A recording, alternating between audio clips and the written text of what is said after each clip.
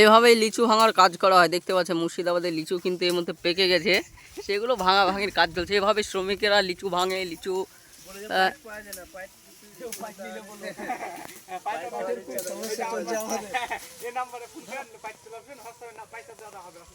ওখানে যখন বসবে তখন বলবো।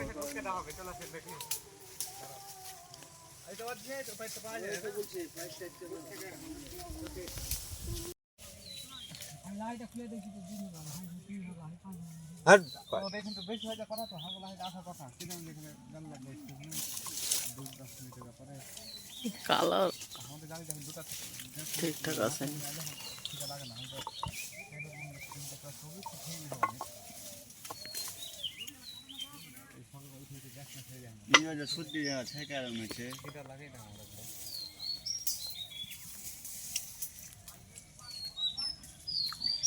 সব ভয় খাওয়ার না মেলে